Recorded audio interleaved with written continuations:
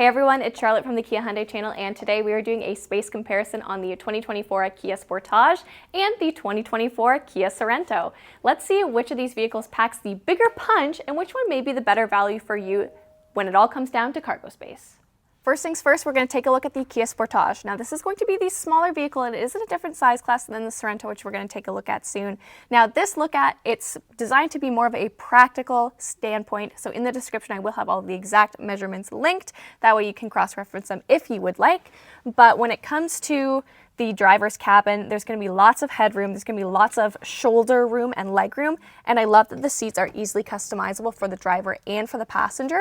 So no matter what your height is, you're going to find something that's comfortable for you. Now it may be difficult to see the headroom because we do have a darker headliner, and also this vehicle is equipped with a sunroof, so you are going to lose a little bit on the vertical there. So if you would like more headroom, you're going to want to look at something that's a little bit more of an introductory trim in the Sportage. That way you are not having this giant, gorgeous panoramic sunroof. Let's take a look in the second row. Now, don't be deceived, there is tons of space back here too. Again, I'm going to have lots of footroom, headroom, and also shoulder room. Now this is going to be a bench seat, and you can see I've got my car seat in here. Now comfortably you can definitely fit 2 rear-facing car seats, and depending on your car seat specifications, you could be able to fit 3 of the slim fit in this back seat area if you want to utilize that. But again, even with this here, I'm able to bring my seat back and recline it a decent amount. That way it's still a comfortable ride for everyone in the back. Again, still tons of footroom, even in the middle seat. This is an all-wheel drive vehicle, so we do have a little bit of a hump because of the shaft that runs down the vehicle. But still, look how low my knees are to the ground, even with wearing heels. There's tons of space and you're going to be comfortable. And even I can move my arm. It's a little awkward, I will say, with the car seat here, but there still is lots of room, lots of space, and everyone will be comfortable. Now, the trunk is going to be the real showstopper, and this is why I absolutely love the Sportage and actually prefer it over the Sorento. And if you haven't guessed, this is my personal vehicle too, so you can see what I actually did choose over the Sorento.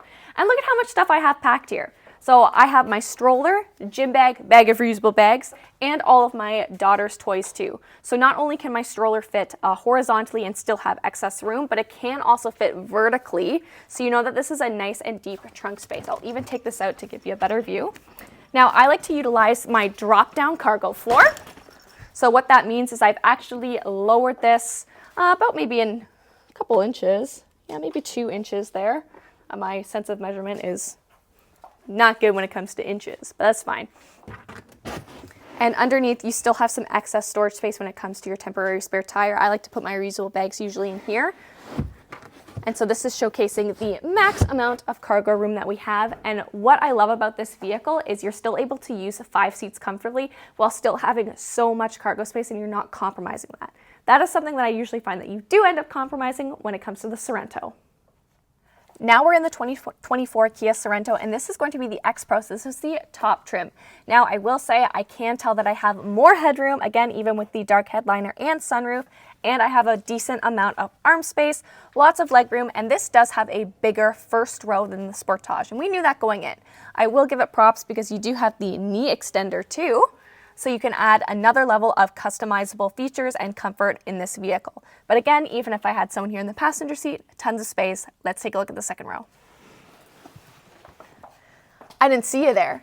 This is the second row of the Sorento, and in this trim, now everyone aside from the base model is going to have a 6-seater configuration. So some people are going to love that, some people are going to hate it. If you do want a 7-seater, you would have to go to the base, so you do compromise some tech and safety features for that. But of course, when it comes to the second row, you do have a lot more space because you only have 2 seats here. So obviously you've got a clear center aisle, and the way that this is built up is you do have a more flat or less of a hump here in the center than you do in the Sportage. So you definitely have a lot more leg, shoulder, and headroom, again, even with the sunroof. But let's talk about the third row. So first of all, I will say it is pretty easy to get back here because you do have the captain's chairs. But once you are back here, you're sitting up pretty high. So let's bring that forward, that way you can see where my knees were, and I did not move them as the seat came forward. Now, of course, I am wearing heeled shoes, which does bring my knee up a little bit more, but this is a high up platform. So it is to be expected in a third row SUV, but I definitely don't have as much leg room or foot room as I would in something bigger like the Telluride. So although these seats are here, they may not be the most comfortable for the longest of journeys, longest of car rides. I will say absolutely tons of headroom. Tons of headroom, good amount of shoulder room on this side. It'll get a little bit tighter probably having a second person here, but let's go and take a look at the trunk. All right, let's take a look at the showstopper, or maybe lack thereof, when it comes to the Sorento. So already, if you want to have all 6 seats, it's going to be very difficult to hold all of your gear. Like for instance, I'm not going to be able to put my stroller here. I already know that. So I would have to knock down one of the seats, and only then will I be able to pretty much put my stroller on an angle, and then it will fit in. So even though I have the bigger vehicle, I don't have as much usable cargo space when I want the 5-seater configuration, and that is going to be key when you're deciding between these two vehicles. Now, of course, if I drop that down, tons of space. This is going to be a great choice if you're only really hauling 4 people. This is going to be a great option, and I'll actually show my stroller in there too to show the space that you do have. So big usable opening, put that in there, and you can see what I was talking about for space. So tons back here. The nice thing is even under here, you're able to access it. There is a little bit of storage. This does come with a spare tire as well. But overall, depending on how many people you want to haul and how much cargo you have, it may actually be better and more beneficial for you to consider a smaller vehicle than necessarily going up something in size and also in price.